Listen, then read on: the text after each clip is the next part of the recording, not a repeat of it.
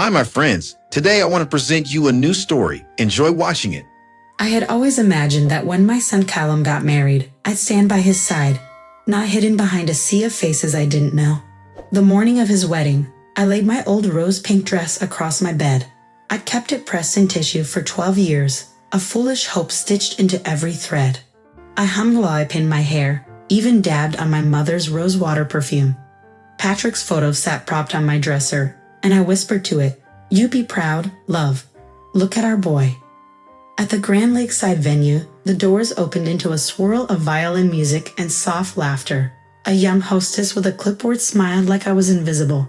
She stuck a name tag onto my coat. Just Janet Malik. No mother of the groom. No ribbon, nothing. I drifted through the clusters of guests, my heels echoing on the polished floor. I spotted Callum across the hall, his arm tight around Lauren's waist. They looked beautiful, perfect, like something out of a magazine I once hid under my pillow when I was 16. When he saw me, he smiled. But it was quick, distracted.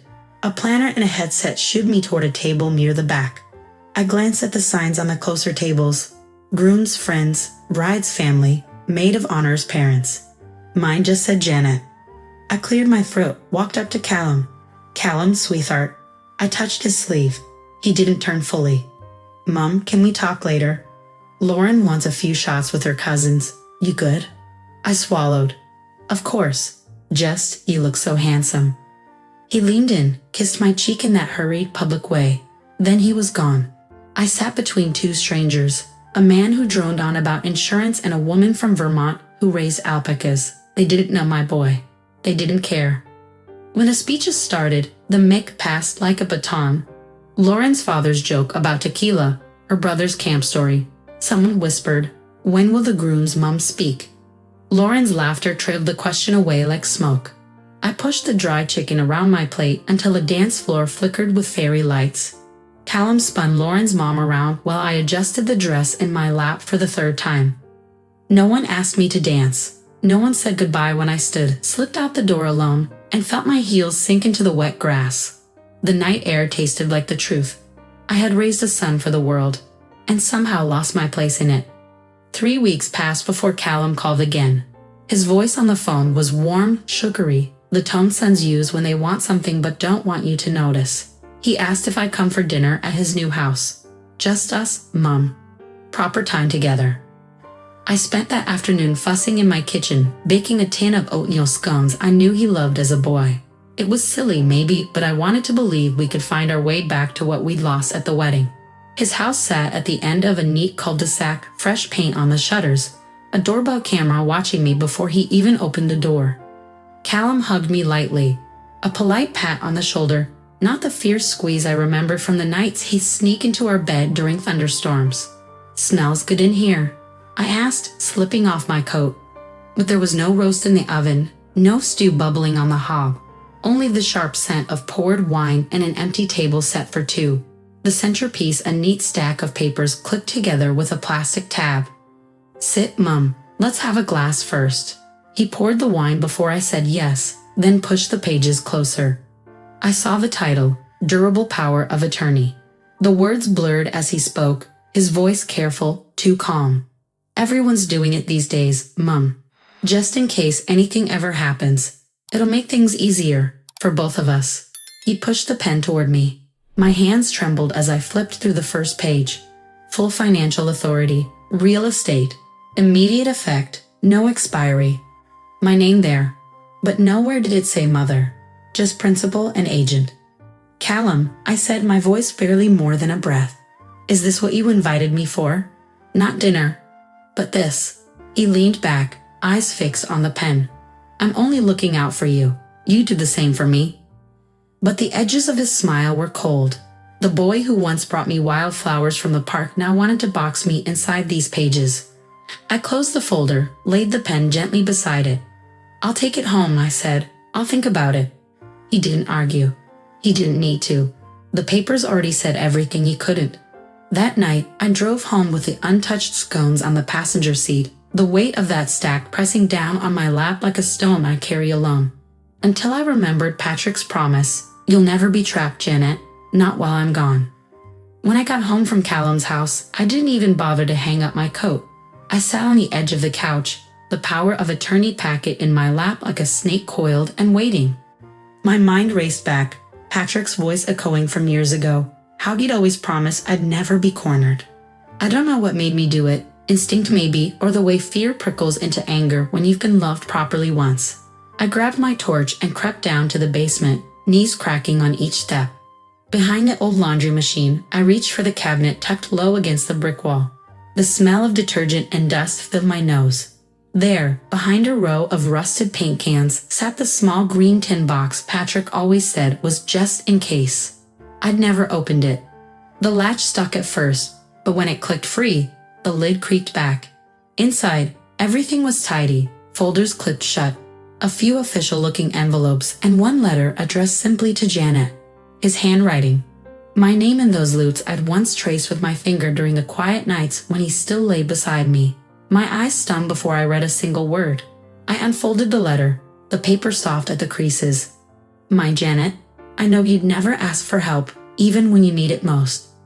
If you're reading this, I'm gone, and something's happened. I left you this so you'd never feel owned or cornered. Not by anyone. Not even Callum.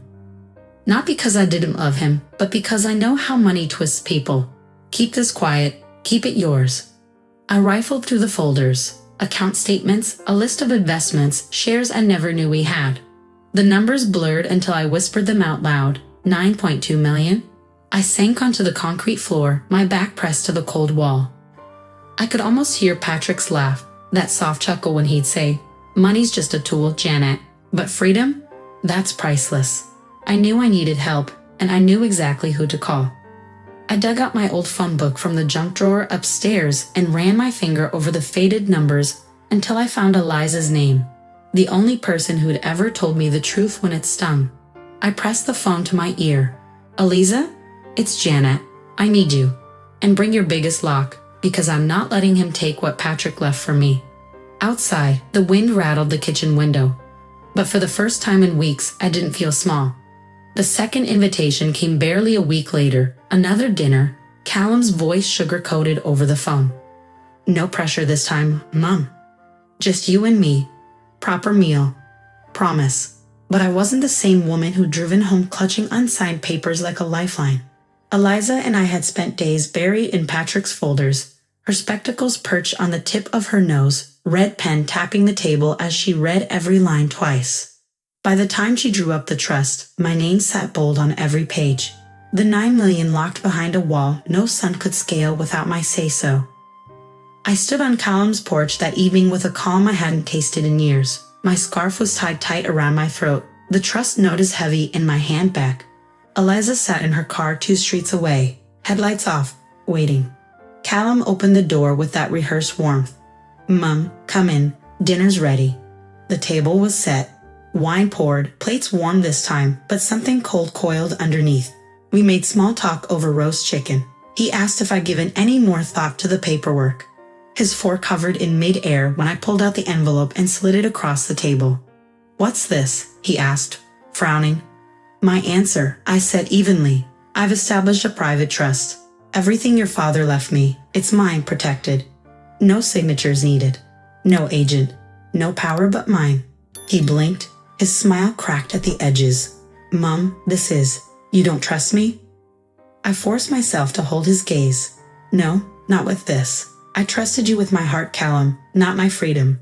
He reached for the papers, eyes darting as he scanned the legal seals, the ironclad conditions Eliza had stitched into every clause.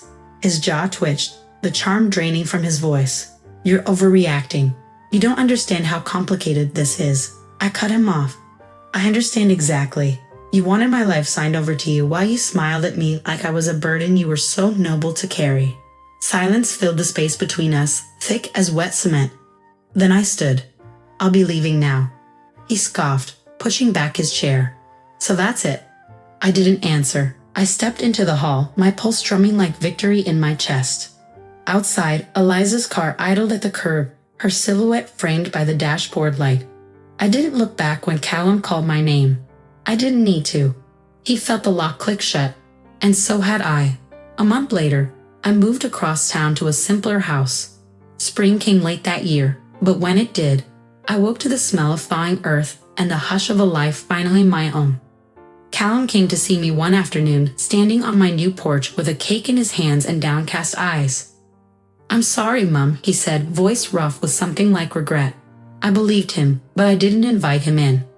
"Forgiveness doesn't mean coming back inside," I told him softly. He nodded, left the cake, and drove away without a backward glance. Days turned to weeks. I started spending mornings at the small-town library where quiet women read mysteries they never finished and shared peppermint tea from battered thermoses. One afternoon, Margaret, cane in hand, leaned close to me in the community garden. "You always dig alone?" she asked, glancing at the bare patch I claimed behind the lilac bush. "Not anymore," I said, pressing a seed into the dirt. By June, green shoots nudged through stubborn soil. Tomatoes, basil, a single row of sunflowers that tilted their faces toward the late sun like they'd been waiting years to bloom. Sometimes I'd catch myself smiling for no one at all, not waiting for a knock, not listening for a phone that didn't ring. I'd sit there, dirt under my nails, the garden humming with bees and stories unspoken, and know I finally planted a life that only I could grow. Friends, what do you think of this story? Write your opinion in the comments. Would you like more stories? Don't forget to subscribe and hit the bell button so you don't miss any videos. See you tomorrow.